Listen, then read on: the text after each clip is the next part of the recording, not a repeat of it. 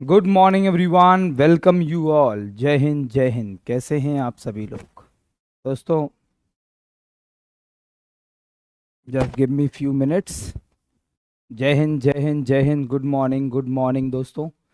आज हम बैंकिंग को आगे बढ़ाते हैं और देखते हैं कि आज हमें क्या क्या डिस्कशन करना है, और थोड़ा सा कल की बात रह गई थी, ज़रा उसे हम बात कर लेते हैं और फिर हम आगे बढ़ाएंगे, राइट ना।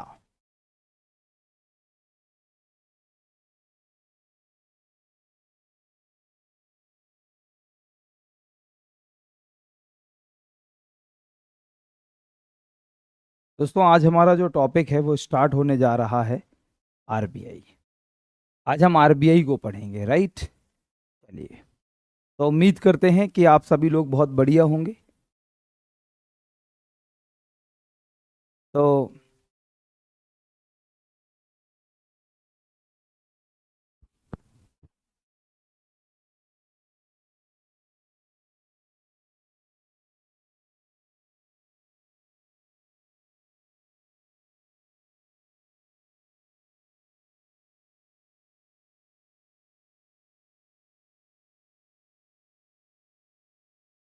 जय हिंद जय हिंद जय हिंद जय हिंद जय हिंद एवरीवन, राइट। सभी लोगों को जय हिंद। तो क्लास को स्टार्ट करते हैं और आगे बात बढ़ाते हैं, right. Just give me one second.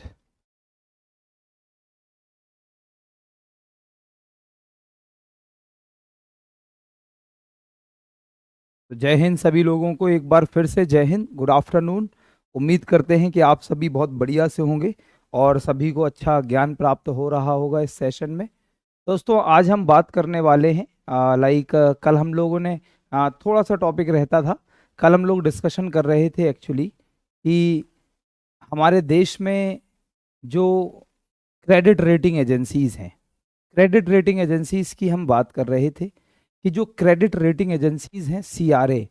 Credit rating agencies क्या करती हैं? क्रेडिट रेटिंग एजेंसीज का काम है कि हमारे हिंदुस्तान में जितने भी इंडिविजुअल्स हैं, जितने भी लोग हैं, इनके फाइनेंशियल ट्रैक रिकॉर्ड को मेंटेन करना। तो जैसे मैंने आप लोगों को बताया था, क्रिसिल, इकरा, केयर, मैंने कहा था समेरा, जिसका अब नया नाम हो गया है दोस्तों एक्वाइट, एक्वाइट रेटिंग्स। मैंने कहा Brickwork, India rating and research, Infomerics valuation and ratings. ये तमाम सारी सारी हमारे हिंदुस्तान में क्या है? क्रेडिट रेटिंग एजेंसीज हैं। तो ये सारी की सारी हमारे हिंदुस्तान की क्रेडिट रेटिंग एजेंसीज हैं, जिनके बारे में हमने कल अपनी क्लास में डिस्कशन किया। दोस्तों, आज हम जो डिस्कशन करने जा रहे हैं, आज हम जो बात करने जा रहे हैं, उसमें ये बात करेंगे कि जो क्रेडिट रेटिंग एजेंसीज हैं, जो ये सीआरए हैं, और इसमें थोड़ी सी बात मुझे और बतानी है, बस उस बात को और सुन लो, फिर हम आगे बढ़ेंगे, राइट। दोस्तों, जितनी भी हमारे हिंदुस्तान में, जैसे मैंने आप लोगों को जितनी भी कंपनीज बताई, देखो ऐसे समझो, मैंने इसमें आरबीआई में नहीं, थोड़ा सा हम अलग देख रहे थे। तो एक तो वो है जो कंपनीज की क्रेडिट को रेट करती हैं, और कुछ ऐसी हैं जो इंडिविजुअल्स की क्रेडिट को रेट करती हैं। मेरी भाषा को समझने की कोशिश करना। मैंने बहुत अच्छे से आप लोगों को समझाया। मैंने समझाया कि क्रेडिट रेटिंग एजेंसीज, कमेंट करो पहले अपने और बताओ, क्या क्रेडिट रेटिंग एजेंसीज का कॉन्सेप्ट समझ में आ गया? राइट नाउ, क्या क्रेडिट रेटिंग एजेंसीज का क्या, ये क्या चल रहा है भाई? जॉन, डेल्टन, गुलाम, न्यूटन, न्यूटन, गुड मॉर्निंग। ये क्या चल रहा भाई? सर वीडियो मिलेगा, आपने दिया था। एंटोनो, Nutan, right. Good morning, good morning, Rutherford, Galileo. क्या है भाई, ये क्या हो गया ये? जस्ट मुझे एक एक मिनट दो।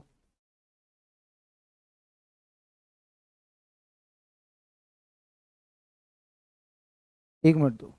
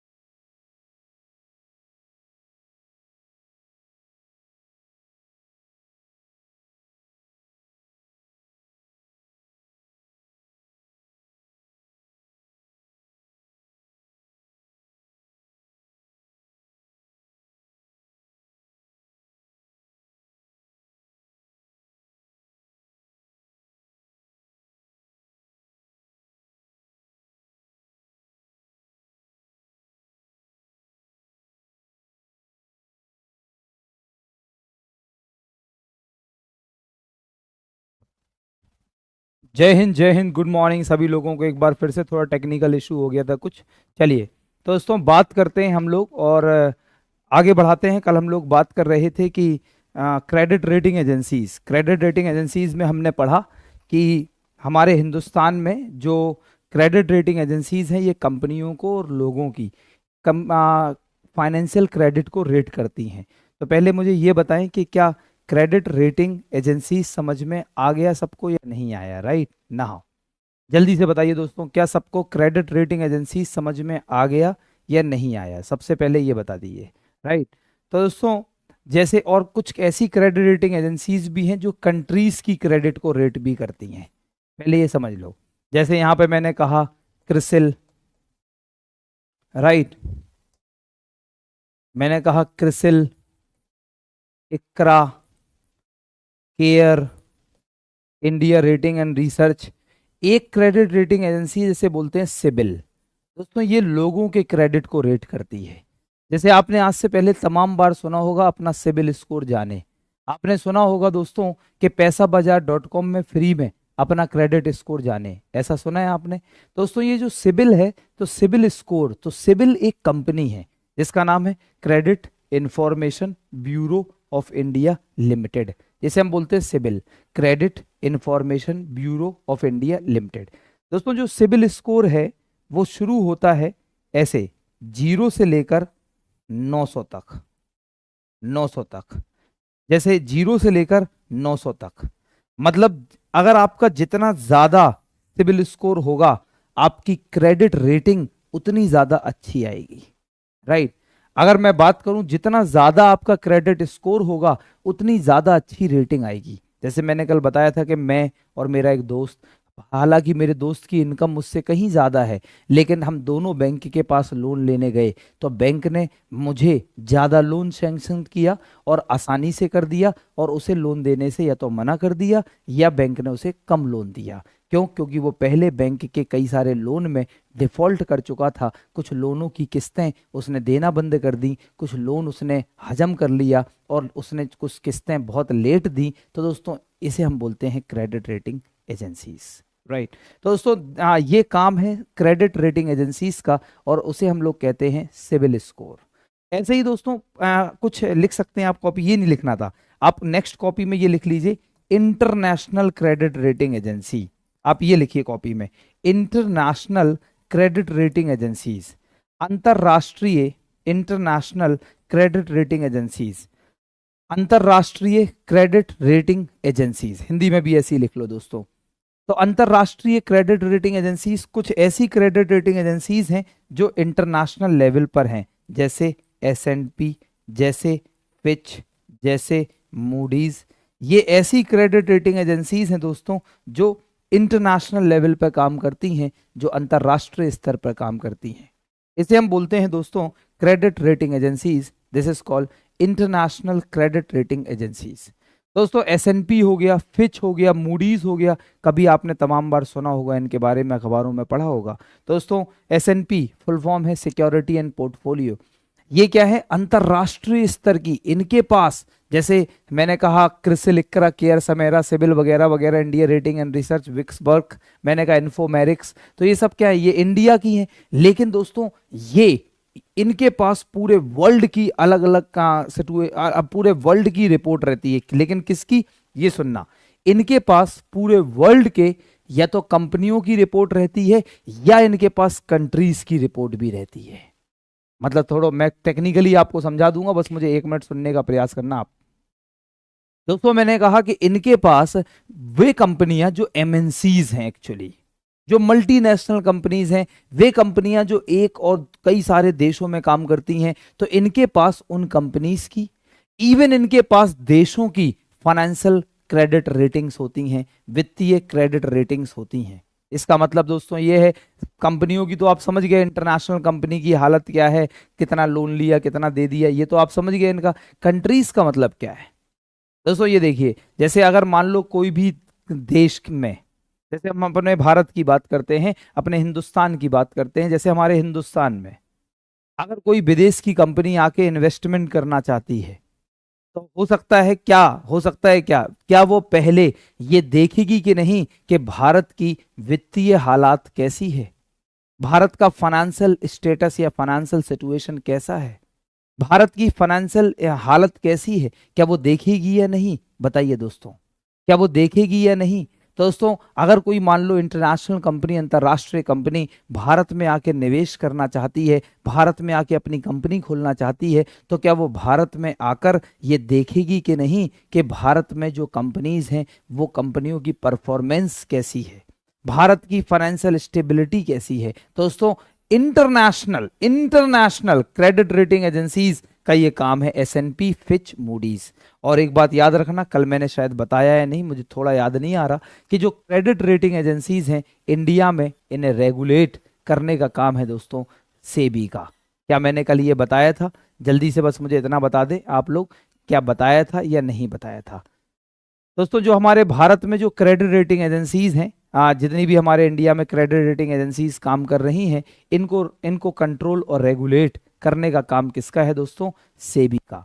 अगर बताया होगा तो ठीक है, आपने लिखा होगा, और नहीं बताया दोस्तों तो आप लोग लिख लीजिए कि in India the credit rating agencies are regulated by SEBI. दोस्तों भारत में, और ये क्वेश्चन एग्जाम में आता है, भारत में क्रेडिट रेटिंग एजेंसीज का विनियमन सेबी के द्वारा होता है, राइट। तो भारत में क्रेडिट रेटिंग एजेंसीज का विनियमन सेबी के द्वारा होता है। तो हमारे इंडिया में जो क्रेडिट रेटिंग एजेंसीज हैं उनको रेगुलेट करने का काम कौन करता है? सेबी, राइट। चलो दोस्तों लिख लीजिए, राइट। तो आशीष कुशवाहा कह रहे हैं क्या पढ़ा रहे हैं, समझ में नहीं आ रहा कुछ भी। तो आशीष तुम्हें क्या आएगा, हमें खुद नहीं आ रहा, और बाकी किसी को भी नहीं आ रहा समझ में, जो सब बेवकूफ हैं। तुम ही बस एक होशियार हो, या तुम उल्टा समझ लो दोस्तों। तो अब आगे चलते हैं दोस्तों। आज का जो टॉपिक स्टार्ट हो रहा है दैट इज आरबीआई। आज हम आरबीआई की कहानी शुरू करेंगे और आरबीआई के बारे में इंटायर इंफॉर्मेशन जानने की कोशिश करेंगे, राइट नाउ। तो बस इतनी बात याद रखना, जो क्रेडिट रेटिंग एजेंसीज है उन्हें रेगुलेट करता है सेबी, राइट। दोस्तों जैसे मैंने सिबिल स्कोर की बात करी, जैसे अभी आप लोगों का जो सिबिल स्कोर होगा, अभी आशीष चल निकल, तो सॉरी सॉरी मत बोल, भाग यहाँ से। तो दोस्तों पहले तू तमीज सीख ले, कुछ भी समझ में नहीं आ रहा, मतलब यहाँ गुरु इतना प्रयास कर रहा तेरे तेरे लिए और तुम सबके लिए कि कुछ तो हम लोग सीख जाओ, कुछ नई नई बातें सीख जाओ, और तुम ऐसी उठा के मार दो। ये तो ऐसा होता कि उठाई चप्पल मुंह में मार दी कि गुरु जी को समझ में नहीं आ रहा क्या पढ़ा रहे, ऐसा नहीं बोलते, राइट। तो दोस्तों जरा ध्यान सुनो। तो एक बात और जान लो, जैसे अभी आप लोगों का सिबिल स्कोर 0 है, अभी आप लोगों का सिबिल स्कोर 0 है, राइट। अगर मैं बात करूं तो जैसे आप लोग एक लोन ले लोगे, आपकी नौकरी लग जाएगी, आप लोग एक लोन ले लोगे, आप क्रेडिट कार्ड बनवा लोगे, जैसे आप लोन लोगे और उस लोन को चुकाना शुरू करोगे, उस लोन को देना शुरू करोगे, तो जो आपकी बैंक होंगी वो अपने आप क्रेडिट रेटिंग एजेंसीज को, सिबिल को, अब आपकी रिपोर्ट भेजती रहेंगी, वो आपकी सिबिल को रिपोर्ट भेजते रहेंगी। अब तू कह रहा नो सर सॉरी, तो सॉरी किस बात की कह रहा जब तुझे समझ में नहीं आ रहा? बकवास मत कर, चल। दोस्तों अब जरा ध्यान से सुनो। तो आपकी जो बैंक होगी वो क्या करेगी, क्रेडिट रेटिंग एजेंसीज को आपकी इंफॉर्मेशन भेजती रहेगी। आपने नवंबर की किस्त दे दी, उसके पास चला गया, दिसंबर की दे दी चला गया, जनवरी की दे दी चला गया, ठीक है भाई साहब। लेकिन दोस्तों जिस समय आपने जिस मंथ की किस्त नहीं दी, तुरंत वो भी रिपोर्ट चली गई, फिर नहीं दी फिर चली गई। तो सिबिल स्कोर आपका, जैसे आप क्या करोगे कि आपका सिबिल स्कोर 0 है, अभी आप अपना सिबिल स्कोर चेक करो पैसाबाजार.com ऐसे वेबसाइट पर, तो 0 आएगा। एक लोन लो और उसे चुकाना शुरू करो, 300 से शुरू होता है, जो मैंने अभी पीछे बताया कि 0, और यहाँ पे ऐसे मान लो आप 300 से शुरू होता है, ऐसे मान लो। तो जैसे आपने लोन एक लिया और देना शुरू कर दिया, तो दोस्तों वैसे ही जो आपका लोन आपने लिया और देना शुरू कर दिया, तो आपका सिबिल स्कोर सबसे पहले हो जाएगा 300। 300 से ये शुरू होता है, तो 300, फिर आपने दूसरी तीसरी ऐसे 6 महीने तक किस्त देते रहो, 400 500 ऐसे बढ़ता जाएगा बढ़ता जाएगा बढ़ता जाएगा, किस्त ना दो घटता जाएगा घटता जाएगा। This is called CIBIL score, that's it, right. So चलते हैं दोस्तों और बात करते हैं अब आरबीआई की, और देखते हैं क्या है चीजें आरबीआई में। तो आप हेडिंग डाल लीजिए, reserve bank of India, RBI. आइए दोस्तों आरबीआई की बात करते हैं, राइट। और आरबीआई के बारे में समझने की कोशिश करते हैं कि आरबीआई किसे कहते हैं और आरबीआई का मतलब क्या है। दोस्तों अगर हम आरबीआई की बात करें तो जरा ध्यान से आप लोग सुनेंगे। आ, सर मेरा सिबिल स्कोर सही नहीं था तो फोन लेना था, तो डाउन पेमेंट अधिक आ रहा था और ईएमआई भी अधिक आ रही थी। ये देखिए अंकुश कुशवाहा, ये अंकुश कुमार सॉरी। तो ये फायदा है सिबिल स्कोर का, राइट। चलो अब आगे चलते हैं दोस्तों, शुरू करते हैं आरबीआई की कहानी। आरबीआई की, सबसे पहले हम आरबीआई के हिस्टोरिकल एस्पेक्ट में चलते हैं, थोड़ा आरबीआई के इतिहास को जानने का एक प्रयास करते हैं, जरा समझते हैं कि आरबीआई की शुरुआत कहाँ से होती है और आरबीआई कैसे बनता है। अगर हम बात करें, मेरे साथ साथ आप लिखते रहेंगे, 1926 में, 1926 में एक समिति थी जिसका नाम था हिल्टन यंग कमिटी या कमीशन, आयोग। हिल्टन यंग आयोग, कमीशन को हिंदी में कहते हैं आयोग, हिल्टन यंग आयोग। इसी को रॉयल कमीशन भी कहते थे, रॉयल कमीशन। इसने कहा कि भैया देखो, ब्रिटिशर्स को अपनी रिपोर्ट दी और इसने कहा कि भारत में एक ऐसी बैंक होनी चाहिए जो हमारे भारत के जितने भी फाइनेंशियल सिस्टम है, बैंक्स वगैरह हैं, इनको कंट्रोल करने का काम करे, इनको नियंत्रित करने का काम करे, इनका रेगुलेशन, इनका विनियमन करे। तो हम कहते हैं कि हमारे आरबीआई के लिए एक हिल्टन यंग कमीशन ने अपनी रिपोर्ट दी। अगर हम बात करते हैं इस हिल्टन यंग कमीशन, तो आगे लिख सकते हो recommended for the establishment of RBI. मैं लिख नहीं रहा, बोल रहा हूं, आप लिखते जाइए, recommended for the establishment of RBI, सुझाव दिया आरबीआई की स्थापना हेतु। यह लिख सकते हैं हिल्टन यंग कमीशन ब्रैकेट में रॉयल कमीशन ने आरबीआई की स्थापना हेतु सुझाव दिया। ठीक है। अब दोस्तों जब recommended for the establishment of RBI हो गया, थोड़ा सा आगे बढ़े दोस्तों। जब इस कमीशन ने अपनी रिपोर्ट दी, इसकी रिपोर्ट के बाद 1934 में हमारे भारत में एक आरबीआई एक्ट पास हुआ, RBI act was passed. RBI का एक अधिनियम पास हुआ, आरबीआई एक्ट वॉज पास्ड।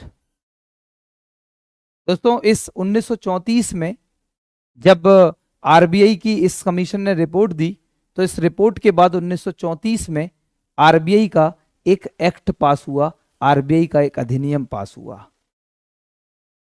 दोस्तों इसी अधिनियम के अंतर्गत, 1934 के अधिनियम के अंतर्गत आरबीआई काम करता है। थोड़ा सा हम आगे चलते हैं तो हमें पता चलता है इसी एक्ट के अंतर्गत 1 अप्रैल 1935 दोस्तों आरबीआई वॉज एस्टैब्लिश्ड। 1 अप्रैल 1935 में आरबीआई की स्थापना हुई, द आरबीआई वॉज एस्टैब्लिश्ड। तो अगर हम कहते हैं तो जो आरबीआई है उसकी स्थापना 1935 में होती है, 1 अप्रैल 1935 आरबीआई की स्थापना हुई।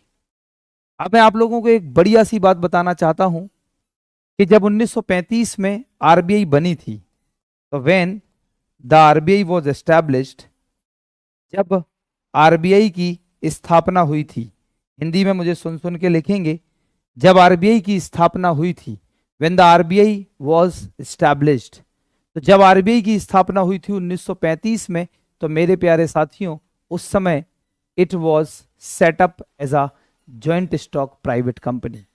जब इसकी स्थापना हुई थी उस समय ये एक जॉइंट स्टॉक प्राइवेट एंटिटी थी। मतलब आप समझ रखते हैं, हिंदी में लिख सकते हैं कि जब आरबीआई की स्थापना हुई थी तब यह एक निजी निकाय थी, तब यह एक निजी निकाय थी। तो मेरे प्यारे साथियों जब 1 अप्रैल 1935 में आरबीआई बना, तो उस समय आरबीआई एक प्राइवेट एंटिटी थी, एक निजी निकाय थी, मतलब एक प्राइवेट कंपनी के तौर पर आरबीआई काम करती थी। और दोस्तों जब ये 1935 में एक जॉइंट स्टॉक प्राइवेट कंपनी थी, एक मतलब आप ऐसे मान लो प्राइवेट कंपनी थी, और इसे शुरू किया गया था विद लाइक दिस इज, इसको इसको मत जानो, बस इतना समझ लो कि when RBI was established on 1 अप्रैल 1935, तो ये एक प्राइवेट एंटिटी थी, ठीक है। अब इसीलिए हम कहते हैं, और आपने तमाम बार पढ़ा होगा कि 1 जनवरी 1949 आरबीआई वॉज नेशनलाइज्ड। 1 जनवरी 1949 में आरबीआई का राष्ट्रीयकरण हुआ। आरबीआई वॉज नेशनलाइज्ड, आरबीआई का राष्ट्रीयकरण हुआ, RBI was nationalised.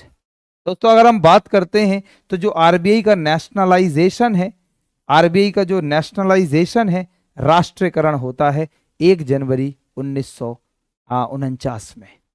The RBI was nationalised. अब देखो, अब मैंने आपको नेशनलाइज्ड का मतलब समझाया था बहुत ही अच्छी तरीके से कि राष्ट्रीयकरण का मतलब है यदि कोई पहले प्राइवेट कंपनी थी, बाद में वह फॉरेन कंपनी बन गई, तो उसे नेशनलाइज्ड कहते हैं, राइट। तो उसे नेशनलाइज्ड कहते हैं, उसे राष्ट्रीयकृत कहते हैं। तो पहले आरबीआई जब 1935 में बनी तब एक प्राइवेट कंपनी थी, लेकिन 1 जनवरी 1949 में आरबीआई का नेशनलाइजेशन हुआ, आरबीआई का राष्ट्रीयकरण हुआ।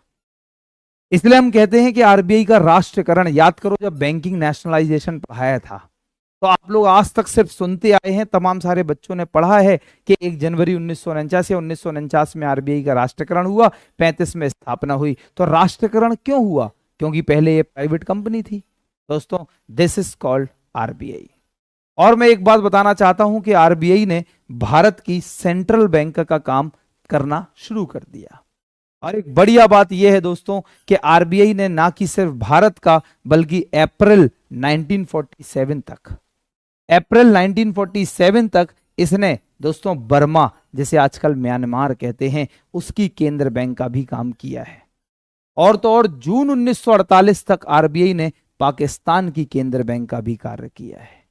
तो दोस्तों अगर हम कहें कि जो आरबीआई है इसने अप्रैल 1947 तक बर्मा, जिसे आजकल म्यांमार कहते हैं, बर्मा जिसे आजकल म्यांमार कहते हैं, म्यांमार, एंड दोस्तों जून 1948 तक, जून 1948 तक इसने पाकिस्तान, पाकिस्तान की सेंट्रल बैंक की केंद्र बैंक का कार्य किया है, केंद्र बैंक का कार्य किया है।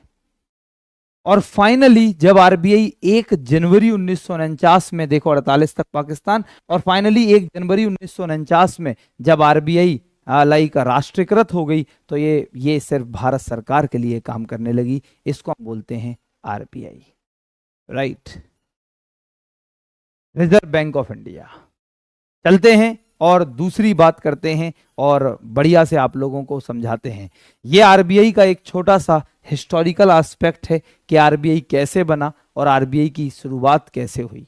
अब हम बात करेंगे साथियों कि आरबीआई के ऑफिसेस की। तो आरबीआई ऑफिसेस, आरबीआई ऑफिसेस, दोस्तों आरबीआई के ऑफिसेस की।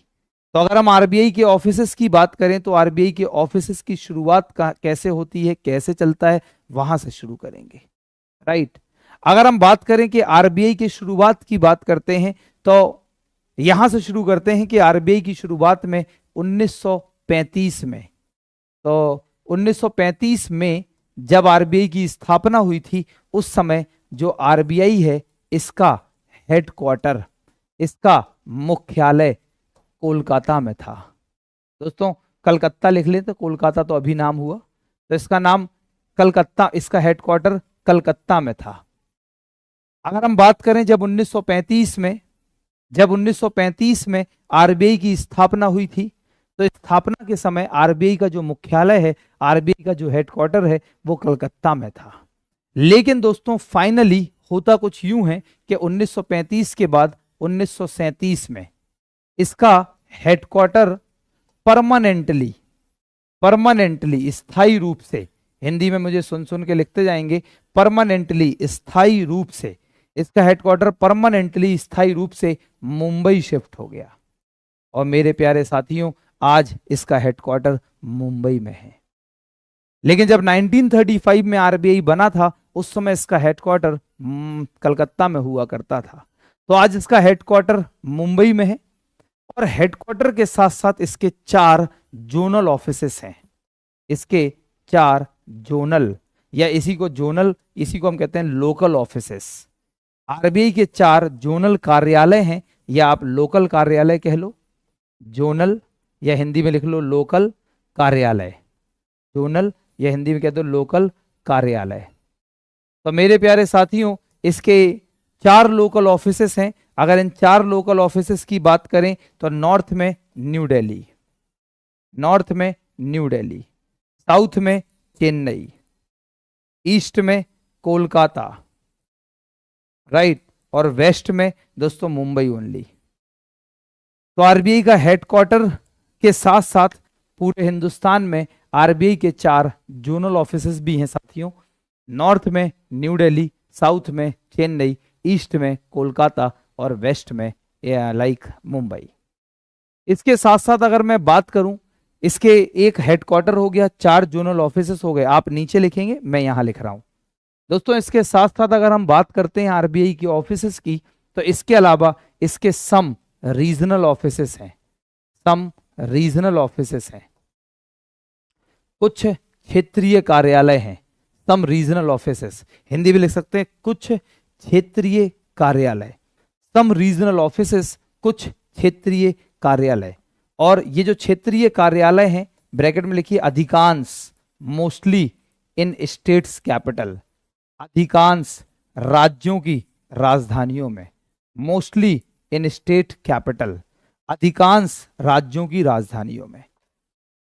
दोस्तों ये जो 4 ये जो रीजनल ऑफिसेस हैं, ये ज्यादातर राज्यों की राजधानियों में है।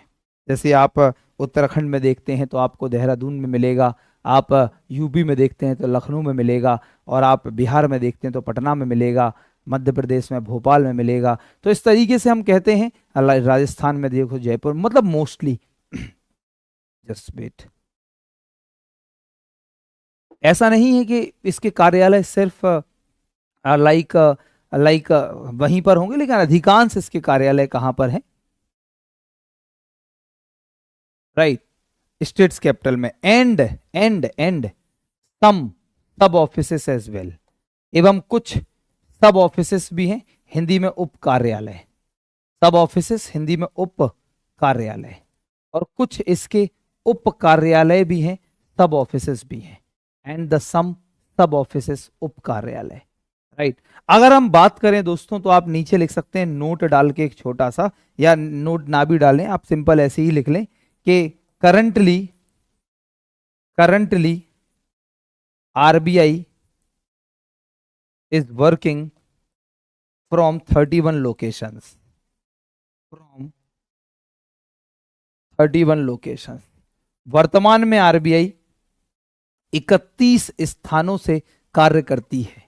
तो अगर हम इसके हेडक्वार्टर, इसके लोकल ऑफिसेस, इसके रीजनल ऑफिसेस, सब ऑफिसेस, इन सब को जोड़ लेते हैं तो आरबीआई के लगभग 31 सब ऑफिस, 31 लोकेशंस हैं पूरे भारत में, और इन 31 जगहों से आरबीआई कार्य करता है।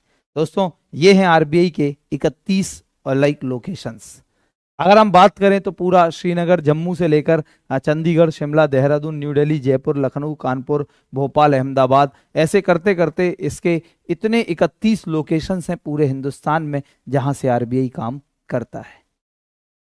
दोस्तों इसके साथ साथ आरबीआई के 3 ट्रेनिंग कॉलेजेस भी हैं। तो आप नेक्स्ट लिख सकते हैं, इसके बाद 3 ट्रेनिंग कॉलेजेस, नेक्स्ट इसके बाद लिखेंगे 3 ट्रेनिंग कॉलेजेस। दोस्तों ट्रेनिंग कॉलेजेस ऑफ आरबीआई, इसके साथ साथ आरबीआई के ट्रेनिंग कॉलेजेस। तो अगर हम बात करें तो आरबीआई के जो ट्रेनिंग कॉलेजेस हैं उन पर देखते हैं।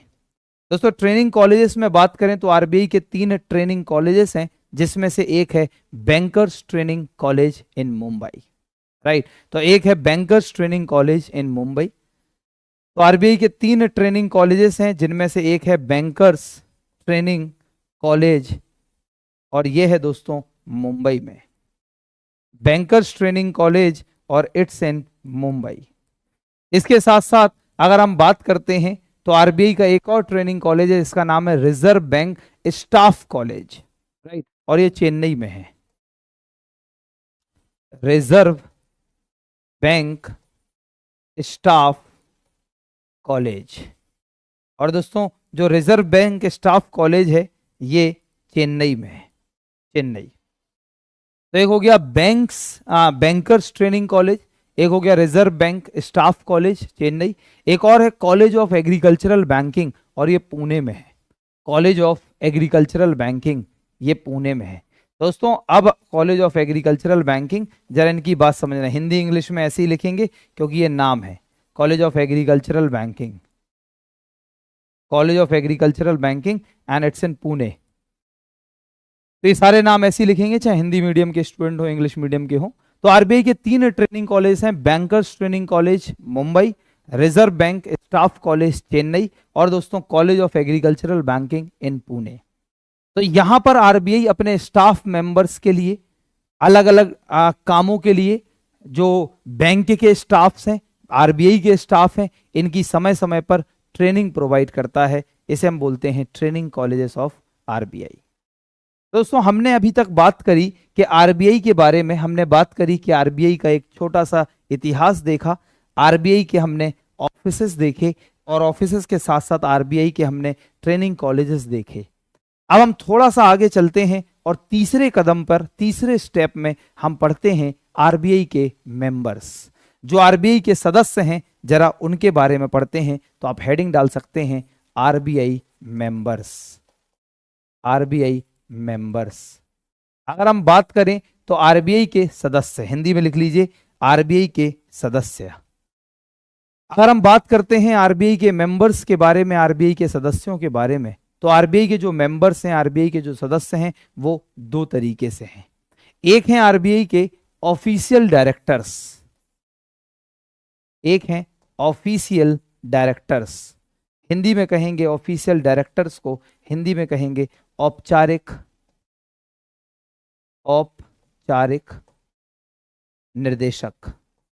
दोस्तों एक हो गए औपचारिक निर्देशक ऑफिशियल डायरेक्टर्स और दूसरे हो गए जिन्हें हम कहते हैं non official directors, non official directors. तो ये आरबीआई के 2 मेंबर्स हो गए, गैर औपचारिक निर्देशक, गैर औपचारिक निर्देशक।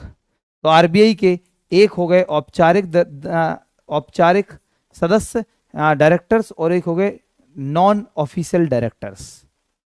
एक हो गए आरबीआई के ऑफिशियल डायरेक्टर्स और एक हो गए आरबीआई के नॉन ऑफिशियल डायरेक्टर्स। आइए दोस्तों एक एक करके इनके बारे में समझते हैं ये क्या है। जितने भी आरबीआई के सदस्य हैं, पहले मैं बताना चाहूंगा कि आरबीआई की जो टॉप गवर्निंग बॉडी है उसमें 31 मेंबर्स हैं, काम करते हैं, लाइक 21 मेंबर्स काम करते हैं। कैसे, अभी बताएंगे आप लोगों को। दोस्तों अगर हम बात करते हैं ऑफिशियल डायरेक्टर्स में, औपचारिक सदस्यों में, तो इसमें कौन कौन आता है? इसमें आता है नंबर 1 गवर्नर। दोस्तों इसमें आता है एक आरबीआई का governor and number 2 4 deputy governors. इसमें आता है 4 डेप्यूटी गवर्नर्स, राइट। इसमें क्या है, एक गवर्नर है और 4 डेप्यूटी गवर्नर्स हैं। इसे हम बोलते हैं आरबीआई के ऑफिशियल डायरेक्टर्स। तो ऑफिशियल डायरेक्टर्स में एक गवर्नर और 4 डेप्यूटी गवर्नर्स हैं। अगर हम नॉन ऑफिशियल डायरेक्टर्स की बात करें तो वो कैसे हैं? नॉन ऑफिशियल डायरेक्टर्स में कौन कौन है, लेकिन ये आरबीआई की टॉप मोस्ट बॉडी है जो पूरे इंडिया में आरबीआई को चलाती है, वो मैं बात कर रहा हूं। इसमें दोस्तों देखिए, इसमें नंबर 1 4 जोनल डायरेक्टर्स, जो मैंने बताया था कि आरबीआई के 4 जोन हैं या 4 लोकल ऑफिसेस हैं या जोनल ऑफिसेस हैं, तो उनके 4 जोनल निर्देशक, हिंदी में लिख सकते हैं 4 जोनल निर्देशक। भाई 4 जोनल निर्देशक के साथ साथ यहां पर आरबीआई में 2 members from ministry of finance, 2 सदस्य वित्त मंत्रालय से होते हैं, मिनिस्ट्री ऑफ फाइनेंस। आप पूरा लिखेंगे, मैंने शॉर्ट में लिखा। 2 सदस्य वित्त मंत्रालय के होते हैं। इसके साथ साथ अगर मैं बात करूंगा 10 अदर डायरेक्टर्स होते हैं for different offices. 10 other directors for different offices, 10 अन्य निर्देशक विभिन्न कार्यालयों के लिए। 10 other directors for different offices या 10 अदर डायरेक्टर्स बस। तो आप जरा ध्यान से देखिए, 4 1 5, 4 9 2 11 10 21। तो आरबीआई के जो टॉप का गवर्निंग बॉडी है उसमें 21 मेंबर्स काम करते हैं। दोस्तों ये हो गए आरबीआई के मेंबर्स की बात। क्योंकि हम आरबीआई के सदस्यों की बात कर रहे हैं, आरबीआई के मेंबर्स की बात कर रहे हैं, तो आपको यह भी पता होना चाहिए कि आरबीआई के मेंबर्स में पहले गवर्नर कौन थे। तो आइए अब दूसरे, अब बहुत सारे पॉइंट्स लिखवाऊंगा मैं, बहुत सारे फैक्ट्स। तो आरबीआई के फर्स्ट गवर्नर, दोस्तों जो आरबीआई के पहले गवर्नर थे वो थे James Osborne Smith. Osborne Smith, दोस्तों ये आरबीआई के पहले गवर्नर थे। अगर हम बात करते हैं आरबीआई के सेकंड गवर्नर, तो आरबीआई के जो दूसरे गवर्नर थे, सेकंड गवर्नर, उनका नाम है जेम्स ब्रैड टेलर। तो आप जेम्स टेलर ही समझ लें बस।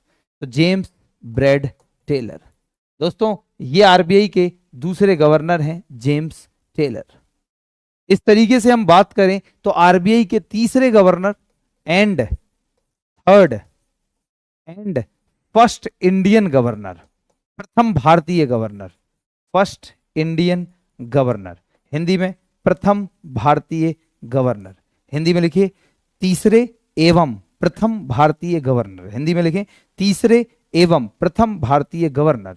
तीसरे एवं प्रथम भारतीय वो बंदा जो इंडियन है वो है CD Deshmukh. CD Deshmukh, that is called Chintaman Dwarkanath Deshmukh. Chintaman Dwarkanath Deshmukh. इसी तरीके से हम थोड़ा और आगे चलते हैं तो हमें पता चलता है कि जो डॉक्टर मनमोहन सिंह साहब थे वो आरबीआई के 15वें गवर्नर थे। डॉक्टर मनमोहन सिंह साहब भी आरबीआई के गवर्नर रह चुके हैं और ये आरबीआई के 15th गवर्नर थे। अगर हम बात करें तो वर्तमान में करंट में जो आरबीआई के गवर्नर हैं वो 25वें गवर्नर हैं, 25th, और जिनका नाम है शक्तिकांत दास। शक्तिकांत दास, दोस्तों शक्तिकांत दास साहब आरबीआई के 25वें गवर्नर हैं और he is working as a 25th governor. So ये है आरबीआई के तमाम सारे गवर्नर्स की कहानी जो आप लोगों को पता होनी चाहिए। क्योंकि आरबीआई के गवर्नर्स की बात चल रही है तो आप लोगों को यह भी पता होना चाहिए कि जो 4 डेप्यूटी गवर्नर्स हैं वो कौन कौन से हैं। तो आप लोगों को यह भी पता होना चाहिए कि आरबीआई के जो 4 डेप्यूटी गवर्नर्स हैं वो कौन कौन से हैं। Just give me 1 second. Right, ईमानदारी से बताइए क्या आप लोगों को आनंद आ रहा है या नहीं आ रहा? आनंद आ रहा या नहीं आ रहा? और बढ़िया ज्ञान मिल रहा है नहीं? अपना कमेंट जरूर करें so दैट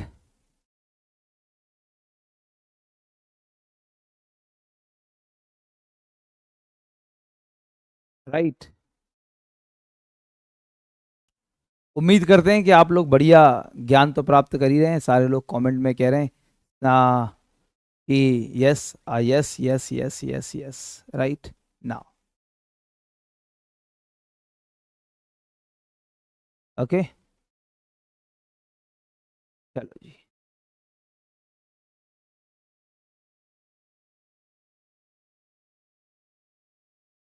अगर हम बात करते हैं दोस्तों तो आरबीआई के सब कह रहे हैं कि याद भी हो जा रहा है, ठीक है। तो अब देखिए ये तो हो गए हमारे गवर्नर्स की बात। तो आप लोग लिख सकते हैं डेप्यूटी गवर्नर्स। तो जो करंट डेप्यूटी गवर्नर्स, ऐसे लिखिए करंट, वर्तमान deputy governors, current deputy governors. दोस्तों हमारे यहाँ आरबीआई में जो 4 डेप्यूटी गवर्नर्स हैं वो कौन कौन से हैं? दोस्तों जो 4 डेप्यूटी गवर्नर्स हैं आपको उनके बारे में ही पता होना चाहिए। तो लिख लीजिए T Ravi Shankar, right, T Ravi Shankar, T Ravi Shankar, right, T Ravi Shankar. T Ravi Shankar के अलावा एक है एम राजेश्वर राव। तो एक हो गए M Rajeshwar Rao, M Rajeshwar Rao.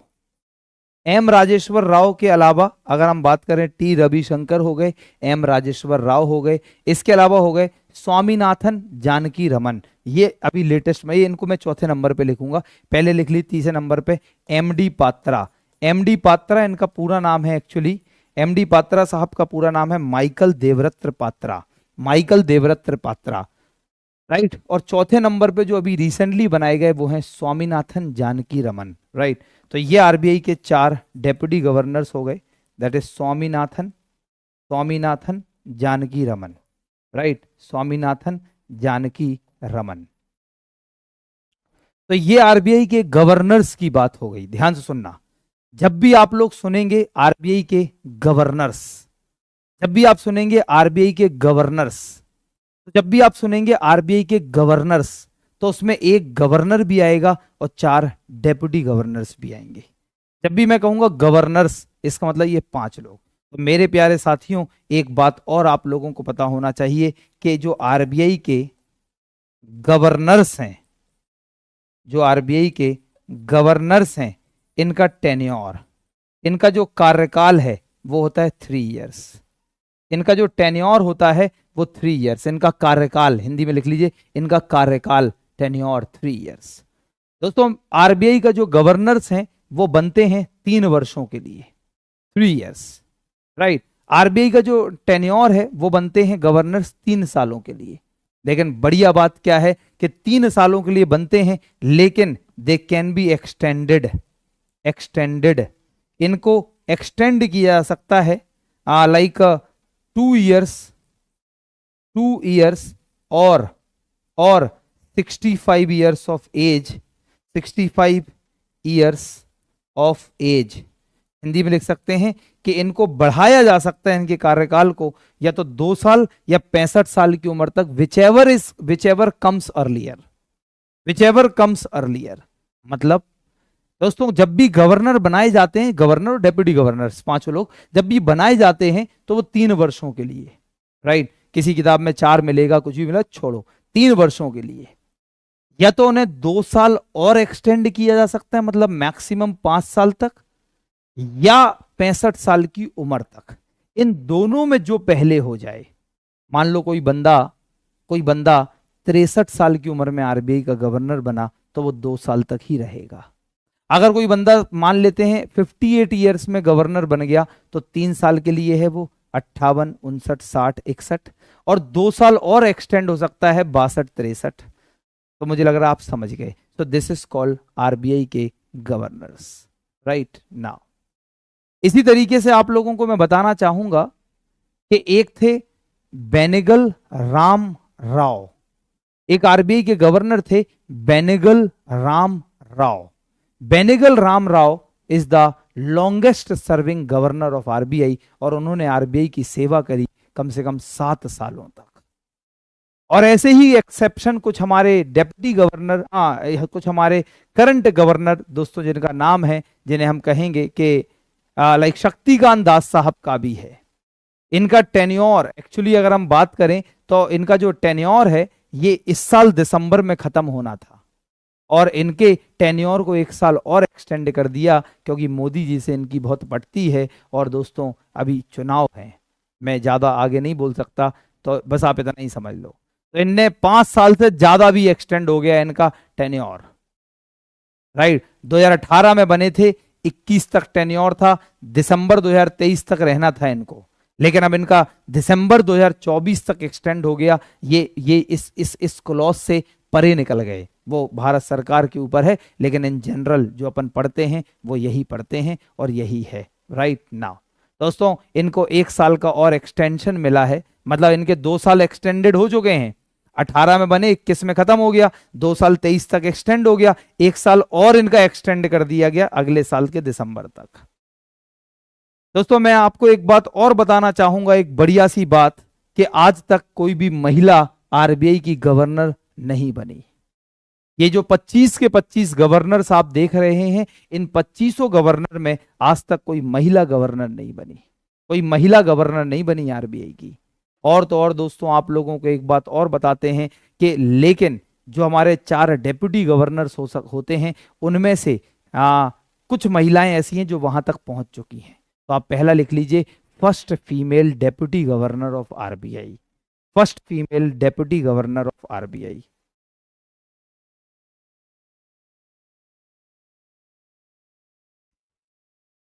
Right, first female deputy governor of RBI, RBI की प्रथम महिला डेप्यूटी गवर्नर। दोस्तों, जो आरबीआई की पहली महिला डेप्यूटी गवर्नर हैं तो वो हैं केजे उदेशी, केजे उदेशी। तो ये आरबीआई की पहली महिला डेप्यूटी गवर्नर है। और दोस्तों, मैंने भी कहा कुछ, लेकिन अब मैं क्लियर बताता हूं कि सिर्फ आज तक 3 ऐसी महिलाएं हैं जो आरबीआई की डेप्यूटी गवर्नर बन चुकी हैं। एक केजे उदेशी और एक हैं श्यामला, और जो अदर हैं वो हैं श्यामला गोपीनाथ, श्यामला गोपीनाथ।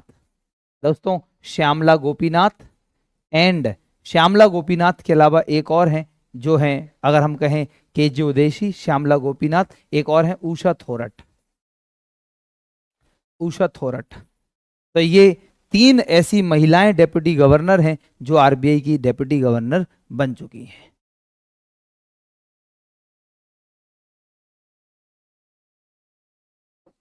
आगे चलते हैं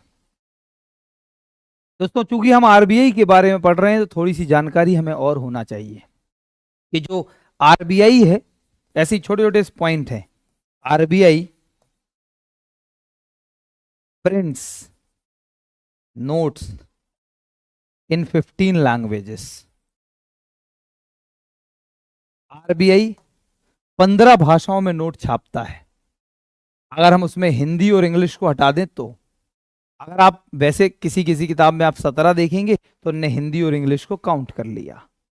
तो अगर हम हिंदी इंग्लिश को हटा दें, क्योंकि ये जो 15 भाषाएं हैं वो जो हमारे संविधान में 22 भाषाएं दी गई हैं, उनमें से वो 15 भाषाओं की मैं बात कर रहा हूं। तो आरबीआई 15 भाषाओं में नोट छापता है। इसी तरीके से हम बात करें तो आप लोगों को यह भी पता होना चाहिए कि हमारा जो आरबीआई है, इसका प्रतीक चिन्ह क्या है, इसका सिंबल क्या है, प्रतीक चिन्ह। तो आरबीआई का सिंबल, प्रतीक चिन्ह, तो जो आरबीआई का सिंबल है, जो आरबीआई का प्रतीक चिन्ह है, दोस्तों हमारे देश का जो जो एनिमल ऑफ इंडिया है that is tiger, tiger, right, tiger and palm tree. कहीं कहीं आप कुछ और पढ़ेंगे किताब में, तो don't rely and don't trust on them, rely on my points only, this is very trustable. कहीं कहीं आप देखेंगे लॉइन, कहीं कहीं लिखा होगा पैंथर, लेकिन दिस इज टाइगर। दोस्तों, ये जो लिया गया, ये लिया गया, आपने देखा होगा ब्रिटिशर्स की डबल मोहर, पढ़ा होगा आपने मॉडर्न इंडिया में, अगर पढ़ा है तो ब्रिटिशर्स के पास डबल मोहर होती थी, उसमें बना हुआ था लॉइन एंड पाम ट्री, वहां से कॉपी किया गया। लेकिन हमारे इंडिया का जो एनिमल है दैट इज टाइगर, तो उसे रखा गया यहाँ पे टाइगर, राइट। अगर हम आगे चलते हैं और हिंदी में लिख सकते हैं, पाम ट्री को बोलते हैं ताड़ का पेड़, ताड़ का वृक्ष। देखा होगा लंबे लंबे खजूर टाइप वृक्ष होते हैं, तो दोस्तों बंगाल टाइगर एंड ताड़ का वृक्ष, जिससे शराब भी बनती है ताड़ के पेड़ से। दोस्तों, this is called the RBI का प्रतीक चिन्ह। इसके अलावा दोस्तों थोड़ी सी और मैं आप लोगों को बात बताऊंगा, इतने में नहीं मानूंगा मैं।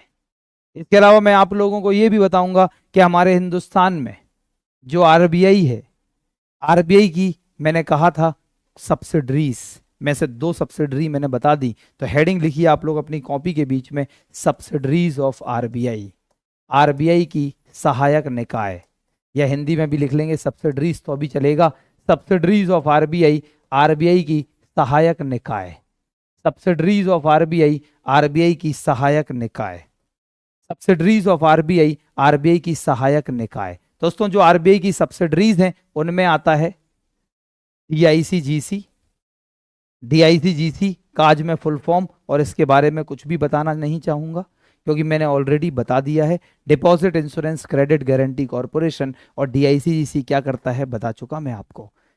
इसके अलावा दोस्तों दूसरा है भारतीय रिजर्व बैंक नोट मुद्रण प्राइवेट लिमिटेड, बीआरबी एनएमपीएल।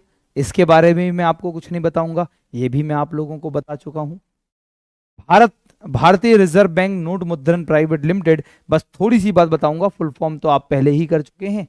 याद करो, सालबोनी वेस्ट बंगाल और मैसूरू कर्नाटका में इसके हेड ऑफिसेस हैं दोस्तों। नहीं, इसके जो प्रिंटिंग प्रेसेस हैं, जो नोट छापते हैं।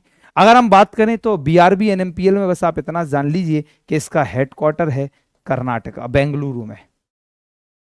इसका हेडक्वार्टर है बेंगलुरु, कर्नाटका। बेंगलुरु, कर्नाटका। इसका हेडक्वार्टर है बेंगलुरु, कर्नाटका में। इसका हेडक्वार्टर है बेंगलुरु, कर्नाटका में। और दोस्तों, जो ये बीआरबी एनएमपीएल है, इसकी स्थापना हुई थी 3 फरवरी 1995। स्थापना हुई थी 3 फरवरी 1995। This is called BRB NMPL. तो ये हम 2 सब्सिडरी पहले भी डिस्कशन कर चुके हैं थोड़ा बहुत, और आप लोगों को बता चुके हैं दोस्तों। इसके अलावा हम बात करें तो आरबीआई की कुछ और सब्सिडरीज हैं, दैट इज एक और है reserve bank information technology private limited. एक है reserve bank information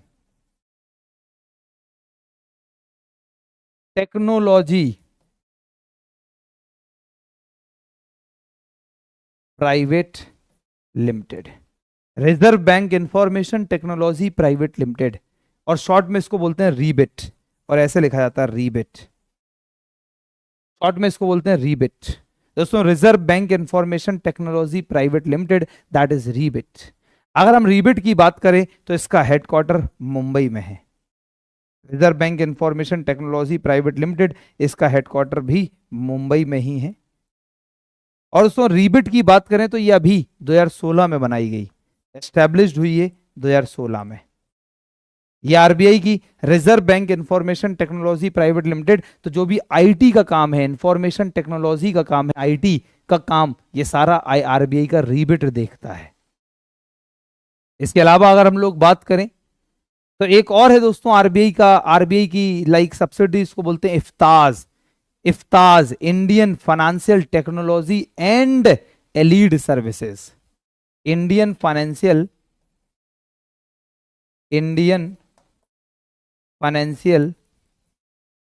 technology and Allied Services. This is called, Hindi में भी ऐसी लिखिए, नाम है ये तो, इफ्ताज नाम है, Indian financial technology and Allied Services. IFTAS, Indian financial technology and Allied Services, this called IFTAS. दोस्तों, ये भी जो टेक्नोलॉजी का काम है आरबीआई का, जैसे इंफॉर्मेशन टेक्नोलॉजी कहा, तो ये सारे टेक्निकल सब्सिडरीज हैं आरबीआई के। और अभी अभी अगर हम बात करें, इफ्ताज की बात करें, तो इफ्ताज का हेडक्वार्टर लिख सकते हैं मुंबई, और 2015 में स्थापना हुई। इसका मुख्यालय भी मुंबई में है, और इसकी जो स्थापना है वो 2015 में हुई, एस्टैब्लिश्ड 2015।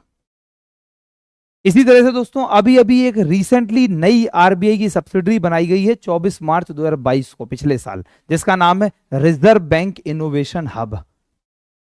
जिसका नाम है reserve bank innovation hub. Reserve bank innovation hub, this is called RBIH, reserve bank innovation hub. अगर हम बात करते हैं रिजर्व बैंक इनोवेशन हब, तो इसका हेडक्वार्टर बनाया है आरबीआई ने बेंगलुरु में। इसका हेडक्वार्टर है बेंगलुरु। तो जो भी नए नए काम हैं आरबीआई के, वो सब ये देखते हैं, और ये एस्टेब्लिशमेंट हुआ, जैसे मैंने कहा, अभी अभी पिछले साल 24 मार्च 2022 को। तो 24 मार्च 2022, तो 24 मार्च 2022 को इसकी स्थापना हुई। तो ये आरबीआई की 5 सब्सिडरीज हैं जो अलग अलग क्षेत्रों में काम करती हैं। तो चाहे इंश्योरेंस, डिपॉजिट इंश्योरेंस का काम हो तो डीआईसीजीसी, अगर दोस्तों नोट छापने का काम हो तो बीआरबी एनएमपीएल, और टेक्नोलॉजी का काम हो तो दोस्तों रीबिट या इफ्ताज, और जो इनोवेटिव काम करते हैं आरबीआई के अंतर्गत, इनोवेटिव आइडियाज़, नई नई चीज़ों का, तो वो अभी अभी बनाया गया reserve bank innovation hub, RBIH। दोस्तों रीबिट, इफ्टाज एंड आरबीआईएच और डीआईसीजीसी और बीआरबी एनएमपीएल ये आरबीआई की सब्सिडरीज हैं, आरबीआई की सहायक कंपनियां हैं। मेरे प्यारे साथियों, अब बात करते हैं आरबीआई की रिपोर्ट्स ऑफ आरबीआई कि आखिर आरबीआई कौन कौन सी रिपोर्ट्स छापता है, प्रकाशित करता है। तो आरबीआई जो है हिंदुस्तान में, उसकी आरबीआई हर साल 3 रिपोर्ट और साल में 2-2 बार छापता है, राइट। हम अभी बताएंगे। तो आरबीआई की 3 रिपोर्टें आती हैं। एक है मॉनेटरी पॉलिसी रिपोर्ट, साल में 2 बार आती है, मॉनेटरी पॉलिसी रिपोर्ट, राइट। बस आप तो नाम लिखिए, क्वेश्चन आता है इनमें से कौन सी आरबीआई की एक रिपोर्ट है या नहीं। मौद्रिक नीति रिपोर्ट, हिंदी में लिख सकते हैं मौद्रिक नीति रिपोर्ट। दोस्तों एक आरबीआई की मॉनेटरी पॉलिसी रिपोर्ट है, मौद्रिक नीति रिपोर्ट। इसके अलावा अगर हम बात करते हैं तो आरबीआई की एक और रिपोर्ट आती है, आरबीआई प्रकाशित करता है financial stability report, right, financial stability report. तो एक और रिपोर्ट आती है जिसे बोलते हैं financial stability report, financial stability report, right. ये भी साल में 2 बार आती है, हिंदी में लिख सकते हैं वित्तीय स्थिरता रिपोर्ट, वित्तीय स्थिरता रिपोर्ट। ये भी 2 बार आती है, जिसे बोलते हैं वित्तीय स्थिरता रिपोर्ट। दोस्तों एक और रिपोर्ट है वित्तीय स्थिरता रिपोर्ट। इसके अलावा आरबीआई एक और रिपोर्ट छापती है जिसे बोलते हैं रिपोर्ट ऑन फाइनेंशियल रिव्यू, वित्तीय समीक्षा पर report, report on financial review.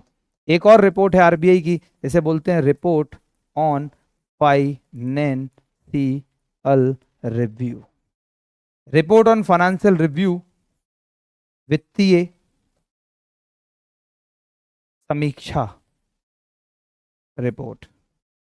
दोस्तों हर साल में 2-2 बार, मतलब 2 टाइम्स 6-6 महीने में आरबीआई हिंदुस्तान में ये 3 रिपोर्टें छापती है।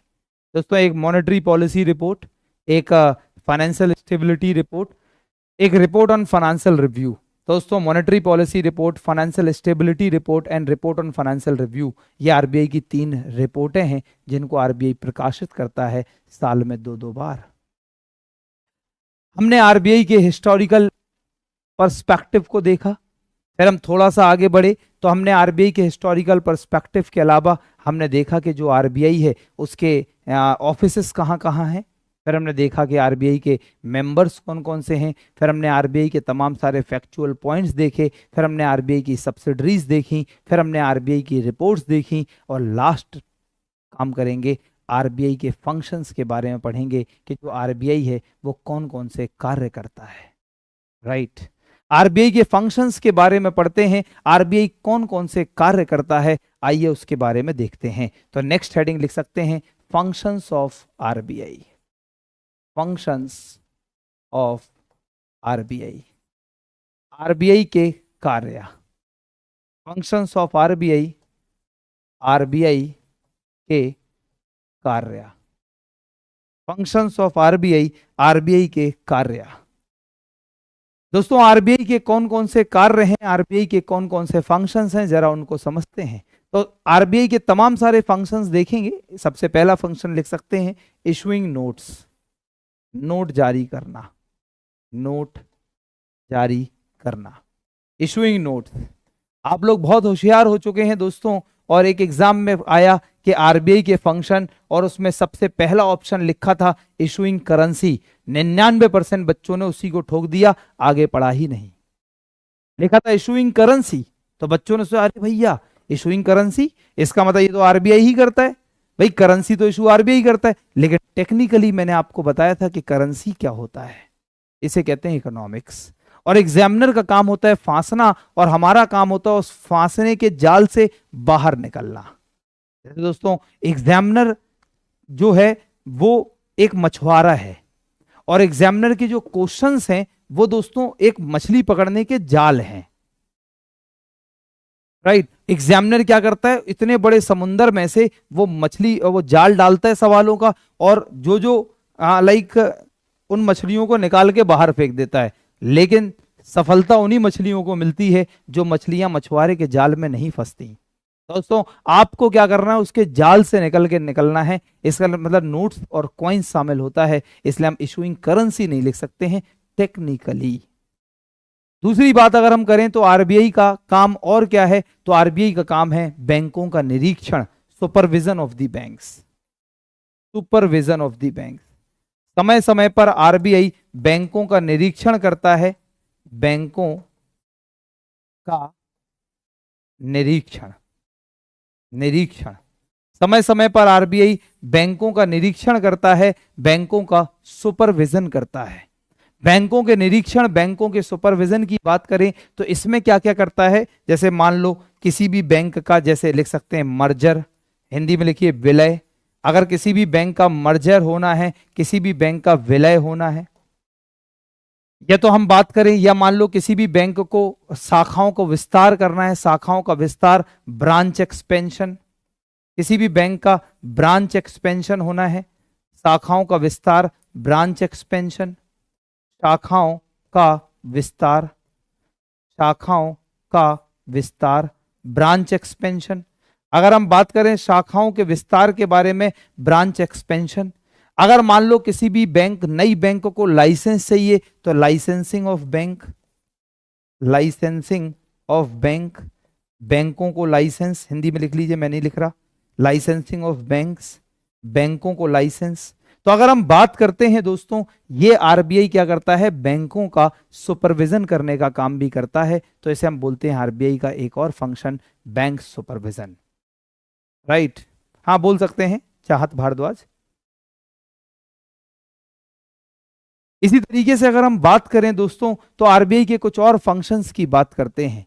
तो आरबीआई का एक और फंक्शन है जिसे हम लोग बोलते हैं बैंकर्स बैंक, हिंदी में लिख लीजिए बैंकों का बैंक, बैंकर्स बैंक, कहते हैं bank of the banks, bankers bank, bank of the banks, मतलब बैंकों का बैंक, जितनी भी बैंक हैं उन सब की बैंक आरबीआई है।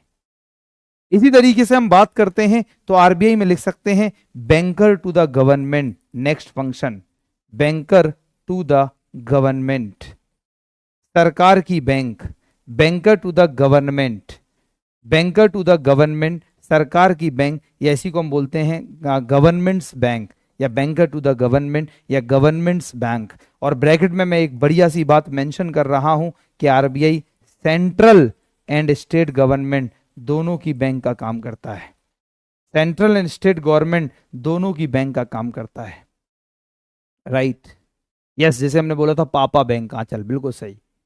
तो banker to the government, centre और केंद्र बैंक दोनों की बैंक का काम करता है। एक आरबीआई का और फंक्शन है जैसे हम बोलते हैं custodian of foreign exchange reserve, custodian of foreign exchange reserve, Hindi में लिखिए विदेशी मुद्रा संग्रहण या आरक्षण, फॉरेन विदेशी मुद्रा, विदेशी मुद्रा फॉरेन एक्सचेंज रिजर्व, विदेशी मुद्रा आरक्षण, विदेशी मुद्रा आरक्षण, custodian of foreign exchange reserve, विदेशी मुद्रा आरक्षण, custodian of foreign exchange reserve, विदेशी मुद्रा आरक्षण। इसका मतलब जरा समझने की कोशिश करेंगे। Custodian of foreign exchange reserve, Hindi में विदेशी मुद्रा आरक्षण, पूरे भारत में जितनी भी फॉरेन करेंसीज हैं वो आरबीआई की कस्टडी में है, वो आरबीआई की कस्टडी में है। दोस्तों ये जो custodian of foreign exchange reserve होता है, ये आप लिख सकते हैं अंडर फॉरेन एक्सचेंज मैनेजमेंट,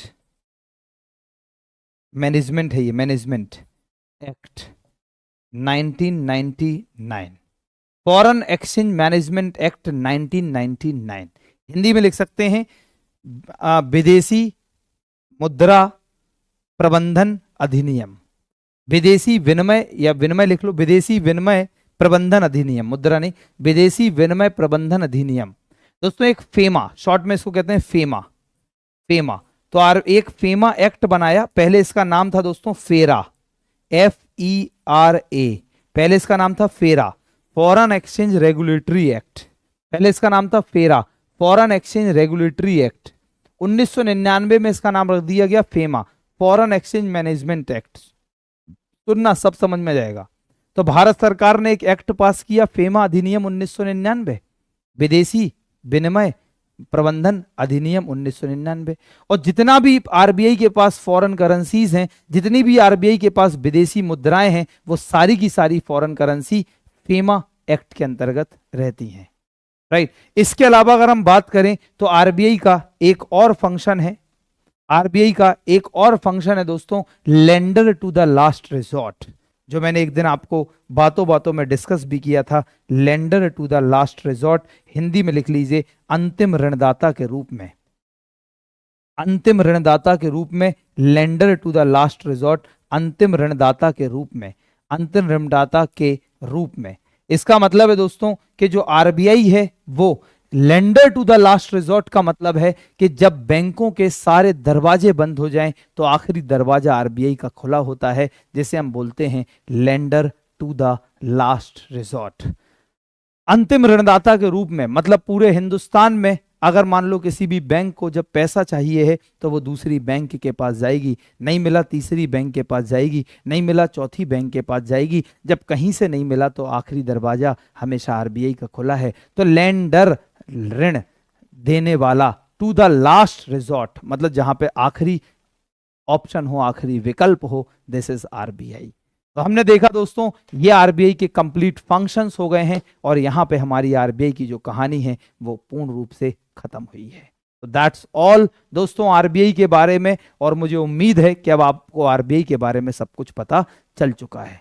अगर मैं एक आपको क्विक रिवीजन दे दूं आरबीआई के बारे में तो जल्दी से क्विकली मैं आरबीआई के बारे में जितना ही पढ़ाया वो फिर से बताता हूं कि आरबीआई की स्थापना हिल्टन यंग कमीशन की रिपोर्ट के द्वारा हुई थी, जो 1926 में इसने अपनी रिपोर्ट शामिल की थी, जिसे रॉयल कमीशन भी कहते थे। 1934 में आरबीआई का अधिनियम पास हुआ और 1935 में आरबीआई की स्थापना हुई और 1937 में आरबीआई 1949 में आरबीआई का राष्ट्रीयकरण हुआ, क्योंकि आरबीआई जब स्थापित हुई थी जब उस समय वो प्राइवेट जॉइंट स्टॉक कंपनी थी। दोस्तों आरबीआई की अगर हम बात करते हैं तो आरबीआई के ऑफिस, हेडक्वार्टर आरबीआई का दोस्तों मुंबई में है। इसके अलावा जब आरबीआई की स्थापना हुई थी तो आरबीआई का 1935 में हेडक्वार्टर कलकत्ता में बनाया गया, लेकिन 1937 में मुंबई शिफ्ट हो गया। आरबीआई के 4 जोनल ऑफिस, 4 लोकल ऑफिस हैं, नॉर्थ में न्यू दिल्ली, साउथ में चेन्नई, ईस्ट में कोलकाता, वेस्ट में मुंबई। इसके अलावा आरबीआई के कुछ रीजनल ऑफिस हैं, कुछ सब ऑफिस हैं। टोटल आरबीआई 31 लोकेशन से अपना काम करती है। इसके अलावा आरबीआई के 3 ट्रेनिंग कॉलेजेस भी हैं, जिसको हम बोलते हैं bankers training college Mumbai, reserve bank staff college दोस्तों चेन्नई, और हम college of agricultural banking Pune. RBI जो है उसके मेंबर्स की बात करें तो 2 तरीके के आरबीआई के मेंबर्स होते हैं, official director, non official director, औपचारिक निर्देशक, गैर औपचारिक निर्देशक। ऑफिशियल डायरेक्टर में आता है गवर्नर और 4 deputy governor. Non official director में आता है दोस्तों 4 local directors, 2 members from ministry of finance and 10 other directors. तो टोटल 21 मेंबर्स की टीम है। आरबीआई के पहले गवर्नर हैं ओसबॉर्न स्मिथ, आरबीआई के द्वितीय गवर्नर हैं जेम्स टेलर, आरबीआई के तीसरे और पहले भारतीय गवर्नर हैं जेम्स सीडी देशमुख, चिंतामन द्वारकानाथ देशमुख। मनमोहन सिंह साहब आरबीआई के 15वें गवर्नर थे, और आरबीआई के गवर्नर का टेन्योर 3 साल होता है, लेकिन 2 साल और 5 साल तक एक्सटेंड किया जा सकता है, या 65 साल की उम्र तक एक्सटेंड, 2 साल और या 65 साल की उम्र तक एक्सटेंड किया जा सकता है। आरबीआई के सबसे लंबी सेवा देने वाले 7 साल यहाँ जो देने दिया बेनेगल राव, राम राव होते हैं दोस्तों। आरबीआई के गवर्नर्स की बात करें तो वर्तमान गवर्नर शक्तिकांत दास हैं। आरबीआई के 4 गवर्नर डिप्टी गवर्नर्स में T Ravishankar, M Rajeshwar Rao, M D Patra और स्वामीनाथन जानकी रमन। आरबीआई के जो 4 डेप्यूटी गवर्नर्स हैं उनमें आज तक 3 फीमेल रह चुकी हैं, पहली के जैसी, एक श्यामला गोपीनाथ, एक उषा तरोड़। आरबीआई 15 भाषाओं में नोट छापता है। और आरबीआई का जो दोस्तों जो सिंबल है वो है टाइगर एंड पाम ट्री दोस्तों। इसके अलावा आरबीआई की सब्सिडरी की बात करते हैं तो एक है DICC, deposit insurance credit guarantee corporation, एक है दोस्तों बीआरबी एनएमपीएल, भारतीय रिजर्व बैंक नोट मुद्रण private limited, reserve bank information technology private limited, ReBIT एक है, IFTAS Indian financial technology and allied services एक है, RBIH reserve bank innovation hub. RBI की बात करते हैं तो इसमें हमने बताया आरबीआई की रिपोर्ट 3 रिपोर्टें हैं, monetary policy report, financial stability report और report on financial review. Functions की बात करें तो issuing note, supervision of the banks, बैंकों का निरीक्षण, बैंकर्स बैंक, गवर्नमेंट की बैंक, custodian of foreign exchange reserve, lender to the last resort. That's it दोस्तों, ये रहा आरबीआई का कंप्लीट और एंटायर ज्ञान। राइट नाउ दोस्तों अब हम थोड़ा सा आगे चलेंगे। राइट